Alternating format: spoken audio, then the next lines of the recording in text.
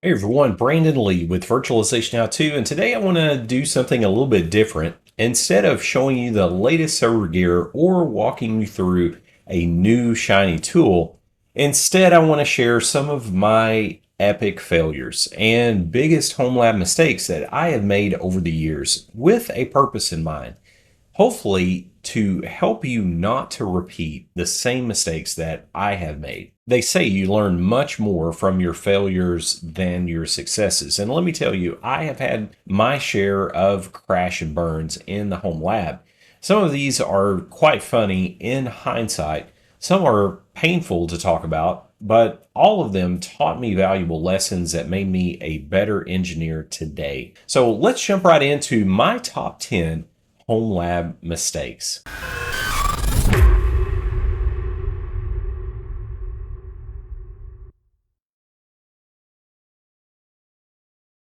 All right, diving into mistake number one, and this is probably my most epic fail in the home lab. It was actually reloading the wrong server, and this one was brutal. At the time, I had a 3-node VMware vSAN cluster running on Supermicro servers. One of my nodes had a disk failure, so I thought instead of just trying to nurse the disk back to health, I was just going to power it down, replace the disk, and then bring everything back up, copy my data back over, allow replication to happen again within vSAN, and everything would be fine. But instead of powering down the host that actually had the failed disk, I powered down a healthy host. I didn't have monitoring at the time to tell me, hey, you're an idiot. You just powered down a healthy host and now everything is offline. The only thing that saved me in that instance was having backups. So I learned really quickly the importance of labeling, the importance of documentation, keeping meticulous notes on what is running where, as well as monitoring that alerts you to critical services when those go down, not 5 hours later, but instead immediately or within a minute or two. That would have saved me from making that brutal mistake. Mistake number two was putting a Windows VM on the internet. In my early days, VPNs felt like too much trouble, and we didn't have as many good options like we have today that are cloud native, easy to spin up. So I spun up a Windows jump box, exposed it straight to the internet. I didn't scope any firewall rules, which was definitely a fail. I had strong passwords in place. I had a firewall with rules that I thought would save me from any type of attack that I might encounter, but boy, was I wrong.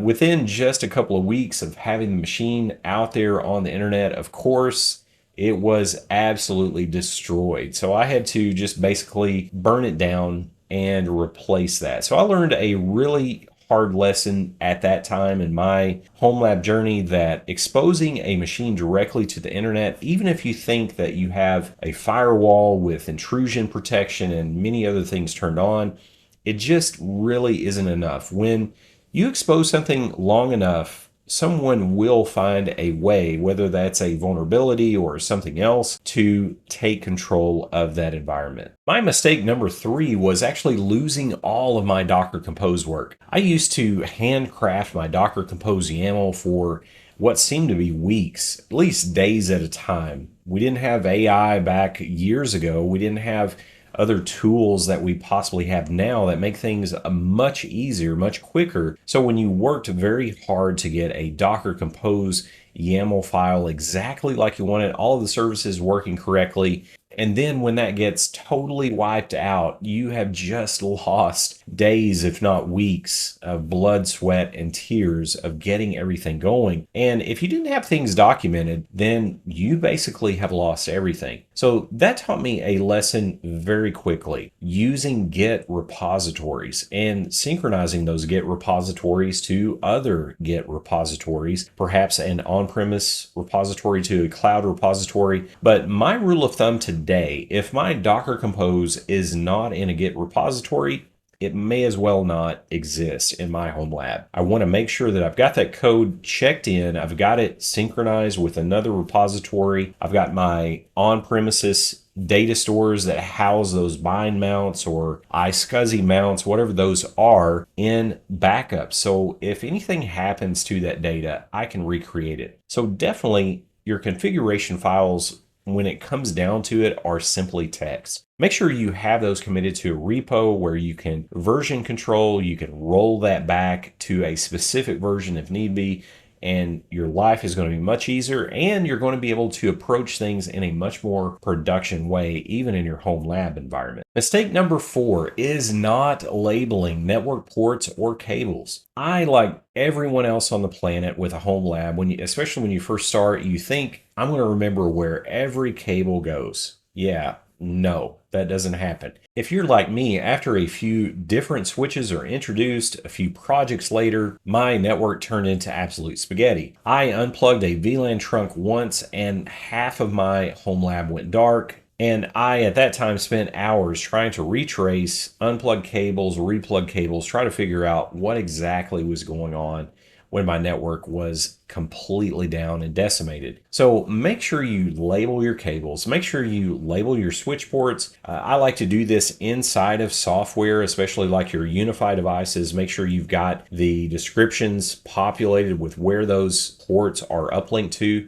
Also, traditional switches like Cisco switches, Extreme switches, HP switches, whatever you're using, I always like to set that display string or port description to tell myself this is where this particular uplink goes to, this is what it uplinks to, or this is what device is actually uplinked to that port. That makes life much, much easier, and it kind of allows you to document things as you go. Make yourself documentation of a screenshot of those port descriptions, or run an export, or however you want to do that. And that creates your documentation so that if things do go down due to something being unplugged, you know where everything is supposed to go. And that is a total game changer when you get to that point. Mistake number 5 is running everything on a single drive. We've all done it. We know it's not what we need to do, but especially when you start out, you may not have the funds to invest in the proper disk infrastructure. So maybe you run everything, absolutely everything, on a single SSD or NVMe drive, but eventually that drive will fail and you're going to lose critical data if you don't have backups or disk redundancy in place. Those types of events have forced me to think about redundancy in terms of mirroring disk, using ZFS pools, or planning for disaster recovery. Because really, if you don't have redundancy, you're going to have to plan for disaster recovery. When that device fails, you're going to be recovering or restoring that data. Mistake number 6 is skipping snapshots before upgrades. And this is an easy one to do. I still forget this when I'm in the home lab today. Countless times I think to myself, oh, I should take a snapshot before this update, or before this project, or before this test of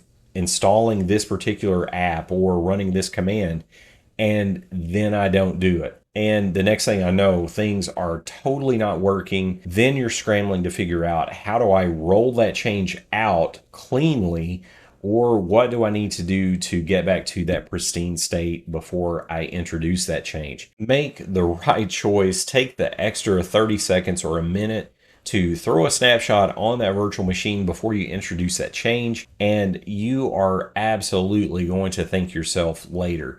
The next mistake is one, again, that we all probably are guilty of as well. Mistake number 7 is overcommitting hardware. At one point, I was running a Kubernetes cluster, databases, Docker stacks, and multiple VMs, all on one small form factor PC on a single disk and on just 32 gigs of memory, I think it was. And I absolutely had the workstation at the time maxed completely out. Things ran really terribly. Do yourself a favor. There is definitely a happy medium with overcommitting. So depending on your workload, find the balanced overcommit ratio, whatever the case is. Monitor your hosts, monitor your resources, and from that, you're going to be able to see what works and what doesn't in your lab environment. Mistake number 8 is skipping power protection. For a long time, I thought a UPS was something that was unnecessary. I could recover from power failures and other power flickers and disruptions. However, a few power flickers later, corrupted data stores, corrupted virtual machines, rebuilding systems from scratch, I decided that, hey, even though At that time, UPSs might have seemed like not a great investment. I could be buying more powerful hardware, adding RAM to a host, but you're going to thank yourself for power protection. When you have a brownout, when you have an all-out power failure, it's going to allow you to shut your lab down and give you time to actually make sure your data goes down in a graceful way so that you're not then spending hours after the power is restored restoring data that perhaps may have been corrupted. So definitely invest in a UPS. Mistake number 9 is forgetting IPs and VLANs. When your lab grows beyond VLAN 1, it's easy to forget which subnet maps to which VLAN. And I, like everyone, have duplicated IP addresses inadvertently, caused myself outages, caused weird behavior as ARPs were flipping back and forth between two devices with the same IP address. Now I save myself all of that hassle with much, much better documentation. In my home lab currently, I use PHP IPAM to document everything. And the really nice thing about PHP IPAM is it has a scan configuration that you can set up for various subnets where you can have it go out, scan your hosts, reflect what changes have happened since the last scan. It automatically keeps everything up to date for you. You can notate your VLANs, you can notate subnets, you can notate circuits, racks, hardware. So many things that you can do with PHP IPAM. And for my home lab, it has been an absolute game changer for documenting those just nitty-gritty details of your network, of your racks, of your gear, all of those things that we think we would remember, but once you get to a certain point, it is just so hard to keep all of those things in mind. And mistake number 10 is underestimating heat and noise. When I first set up my home lab, I thought heat and noise would not be an issue. And it wasn't at first. As I was excited about the lab, right at first I thought, hey, if it sounds like a 747, I can endure that because this is so cool. But after a while, your nerves are going to be shot from the noise from all of your servers.